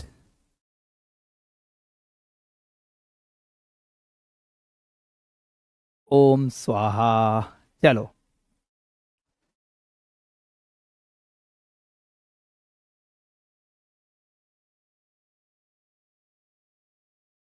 दोस्तों आप बात करते हैं इसके अलावा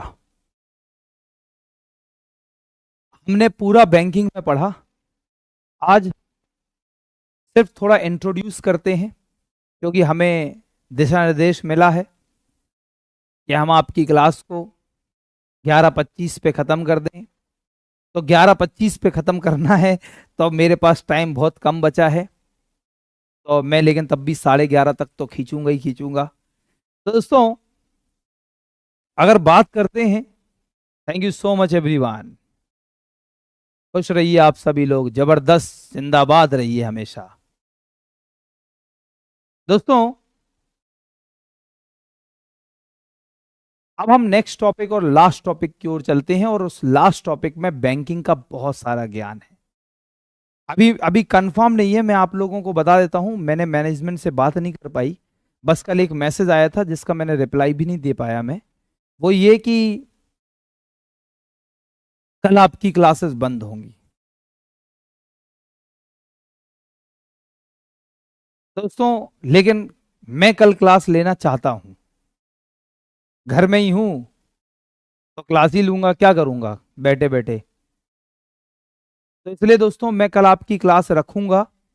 अगर मैनेजमेंट ने मुझे परमिशन दी क्लास रखने की, तो आप लोग ऐप में अपडेट हो जाएगा, शाम तक आपको मिल जाएगा। तो आप ऐप में लगातार शाम को देख लीजिएगा कि क्लास है या नहीं है। तो राइट, कोई भी मुझसे छुट्टी की गुजारिश नहीं करेगा, क्योंकि तुम्हारे कहने से ना तो छुट्टी होगी ना तो क्लास होगी। इसलिए आपका काम सिर्फ पढ़ना है, आप सिर्फ चुपचाप पढ़िए। जिस तरीके से जब बच्चे बड़े हो जाते हैं तो भूल जाते हैं कि माँ बाप ने उन्हें पाला। कल मैं अपने एक दोस्त से बात कर रहा था, तो मेरे उस दोस्त ने से मैंने कहा, और बताओ अंकल आंटी कैसे हैं और कहाँ हैं।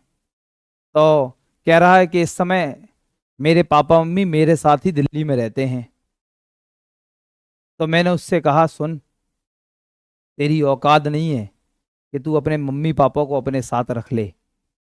ऐसा बोल कि तू अपने मम्मी पापा के साथ दिल्ली में रहता है। तो पहले तो वो समझा नहीं, जैसे तुम में से कुछ घनचक्कर नहीं समझे होंगे।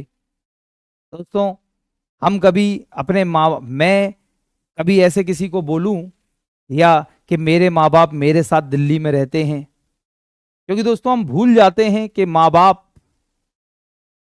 बाप होते हैं दोस्तों। और हमारी क्या औकात जो हम उन्हें रखें अपने साथ, हमेशा हम माँ बाप के साथ रहते हैं।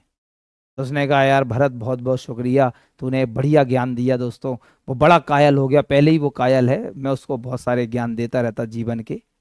तो इसी तरह से आप लोग भूल जाते हैं कि हम आपके गुरु हैं और तुम्हारी औकात नहीं। तुम्हें ऐसा वर्ड, औकात वर्ड गलत लगता है, लेकिन वो वाला औकात नहीं। औकात का मतलब तुम्हारी हैसियत, तुम्हारा तुम्हारा हैसियत भी नहीं कहेंगे, मतलब औकात, मतलब कई बार मैं ऐसे बोलता हूँ, बच्चे औकात बोल रहा है, तो वो वाला नहीं, मतलब तुम्हारी इतना वो नहीं है कि तुम ये कहो कि क्लास लो क्लास ना लो। वो दोस्तों मेरे ऊपर है, मैं लूं या ना लूं, और मैं ले पाऊंगा या नहीं ले पाऊंगा वो मैनेजमेंट के ऊपर है। राइट। तो ये मैं कहूंगा, ये मेरी भी औकात नहीं कि मैं ये कह दूं नहीं, अगर वो कहें नहीं क्लास ऑफ है कल लेनी नहीं है, तो मैं ये नहीं कि नहीं जी मैं तो लूंगा। राइट। तो अब ये सबका एक हायरार्की बना हुआ है दोस्तों, मेरे ऊपर मैनेजमेंट है और आपके ऊपर मैं हूं। तो मेरे पर आप राज करो, आपके ऊपर मैं राज करूंगा और मेरे ऊपर मैनेजमेंट राज करेगा। ये ऐसे ही हायरार्की को तोड़ेंगे तो व्यवस्था खराब हो जाएगी, इसलिए हमें हायरार्की में रहना होता है। राइट। चलिए दोस्तों, सत्येंद्र शुक्ला हैं, कह रहे हैं शायद मैं दुनिया का एकमात्र व्यक्ति हूं जिसे इकोनॉमी के नाम से बुखार आ जाता था, पर आपकी कृपा से अब हमें बुखार भी रहे तो इकोनॉमी के नाम से भाग जाता है। थैंक यू गुरु, कह रहे हैं थैंक यू सर जी। सत्येंद्र जी खुश रहिए, बहुत बढ़िया मैसेज था आपका, कमेंट था। चलिए दोस्तों, बात करते हैं, ज्ञान की बातें बहुत हो गई हैं, अब हम चलते हैं और नए टॉपिक की ओर और बढ़िया सा लाजवाब डिस्कशन करेंगे दोस्तों। राइट। थोड़ा सा मैं सोच रहा था कि ये इतना गंभीर टॉपिक पढ़ा है, तो उसके बाद थोड़ा लाइक बैलेंस करने के लिए ये एक साइंटिफिक मेथोडोलॉजी है टीचिंग की। अगर आप में कोई टीचर हो और या टीचर बने कभी भविष्य में, तो बहुत सारे साइंटिफिक मेथड्स होते हैं टीचिंग के, राइट। साइंटिफिक मेथड्स, अब मैं आपको इतने अंदर घुसा के ले गया आरबीआई आरबीआई, तो ये 2 मिनट जो 3 मिनट बातें कर रहा था वो आपको उस ज्ञान से बाहर निकाल रहा था। नहीं तो फिर जैसे कभी कभी ऐसा होता कि मैं इतना खो जाता कि फिर मैं पता पड़े अब दूसरा टॉपिक पढ़ाता, उसमें ही मैं बोलता आरबीआई, फिर बीच में निकलता आरबीआई, तो वो इसलिए खोए ना, बाहर निकलना बहुत जरूरी है दोस्तों। तो ये बात भी कभी कोरिलेट करूंगा जीवन में जब मौका मिलेगा। तो हमने आरबीआई के ये सब पढ़ लिए, राइट।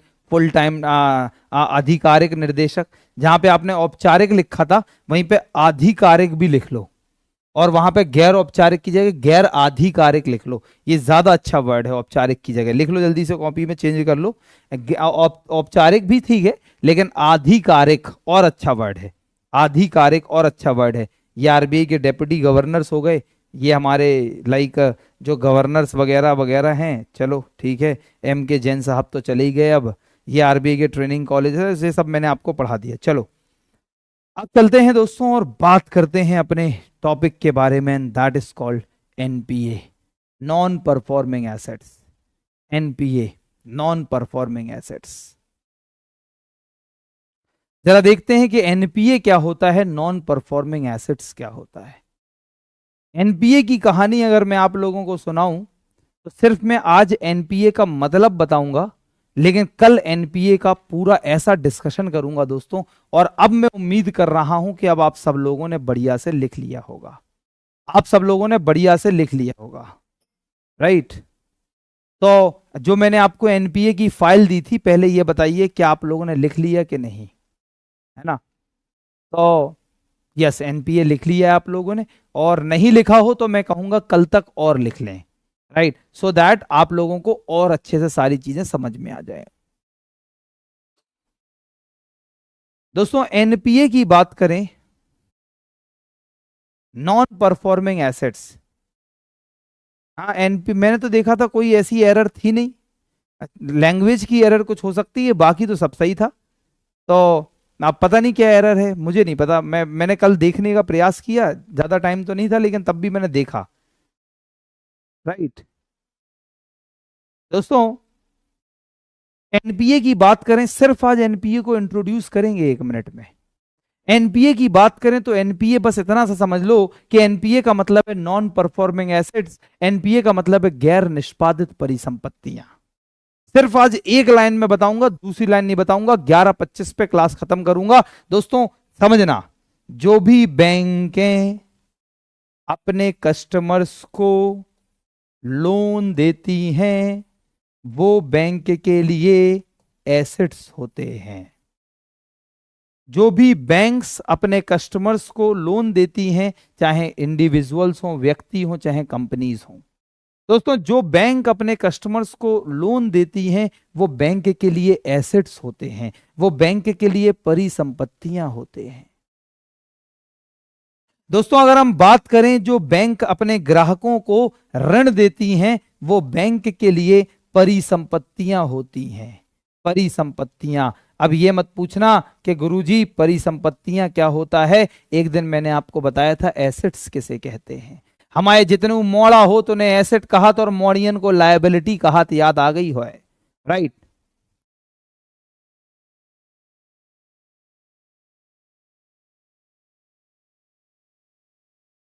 तो जितने भी मोड़ा हो तो ने एसेट कहा तो, और मोड़ियन को लायबिलिटी कहा तो, याद आ गई हो।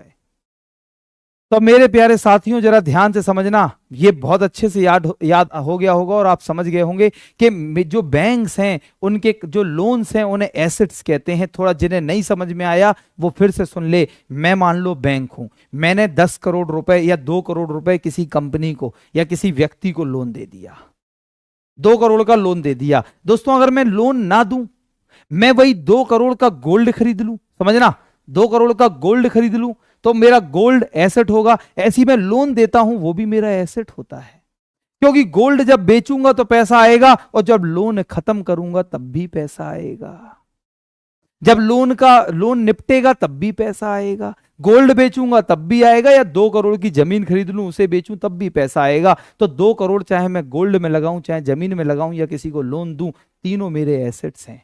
तो always remember that the loans which have been given by the banks to their customers, either the individuals और the companies, they are working like an assets for the bank.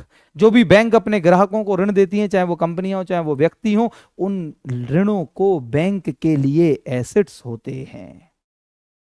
तो मेरे प्यारे साथियों, अगर मान लो बैंक ने अपने किसी ग्राहक को, किसी कंपनी को जो लोन दिया और वो बंदा बैंक का लोन बिल्कुल टाइम पर चुका रहा है, मान लो आज 25 तारीख है, 25 जनवरी को किस्त जानी थी, उसने किस्त दे दी, बिल्कुल टाइम से दोस्तों लोन चुका रहा है, बिल्कुल टाइम से वो बंदा, चाहे लोन का इंटरेस्ट हो, चाहे प्रिंसिपल हो, ब्याज हो, चाहे मूल रकम हो, बिल्कुल टाइम से दे रहा है। तो बैंक कहती है दोस्तों, wow, my assets are performing. Bank के जो लोन हैं, अगर वो टाइमली रिकवर हो रहे हैं, समय पर आ रहे हैं बैंक को वापस, तो बैंक कहती है wow, my assets are performing, मेरी परिसंपत्तियां निष्पादित हैं, माय एसेट्स परफॉर्म कर रहे हैं, टाइम पर पेमेंट आ रहा है। वहीं अगर मान लो किसी भी बैंक ने अपने किसी ग्राहक को, किसी कंपनी को, किसी व्यक्ति को लोन दिया और वो बंदा बैंक के लोन को टाइम से नहीं चुकाता है, मतलब उसे आज देना था, नहीं दिया, क्या, चाहे प्रिंसिपल हो, मूल रकम हो लोन की, चाहे ब्याज हो, चाहे दोनों हो, चाहे प्रिंसिपल हो, चाहे इंटरेस्ट हो, चाहे दोनों हो, अगर वो नहीं चुकाता है दोस्तों, आज देना था, नहीं दिया, कल भी नहीं आया, परसों भी नहीं आया, 20 दिन हो गए, 30 दिन हो गए नहीं आया, 60 दिन हो गए नहीं आया, 90 दिन हो जाएं और वो बंदे जिसने बैंक का लोन लिया है वो नहीं चुका रहा है, तो बैंक कहती है हाय रब्बा, my assets are not performing, मेरे एसेट्स जो हैं, मेरी परिसंपत्तियां जो हैं, वो गैर निष्पादित हैं, हाय रब्बा, दे आर नॉट परफॉर्मिंग। तो इसलिए दोस्तों हम कहते हैं नॉन परफॉर्मिंग एसेट्स, बोले तो बैड लोन्स, वे ऋण जो टाइमली रिकवर ना हो, जो समय पर जिनकी रिकवरी ना हो, that is called non performing assets. आज से पहले दोस्तों बहुत सारे बच्चों ने एनपीए के बारे में पता होगा, एनपीए सुना होगा, लेकिन सिर्फ रटा होगा कि 90 दिनों तक ऋणों का पैसा ना आए तो एनपीए, 90 दिनों तक ना आए तो एनपीए। एनपीए को एनपीए क्यों कहते हैं वो आज समझ आया, बोलो जय हो। इसलिए इसको कहते हैं नॉन परफॉर्मिंग एसेट्स। अगर वो टाइमली आए तो बैंक कहेगी परफॉर्मिंग एसेट्स, राइट, और अगर नहीं आए तो बैंक कहेगी क्या, नॉन परफॉर्मिंग एसेट्स, राइट। तो दोस्तों इसकी आगे की कहानी कल सुनाएंगे, आज के लिए इतना ही काफी था। मिलेंगे दोस्तों अपनी अगली क्लास में। Have a nice and wonderful time, God bless you all, जय हिंद।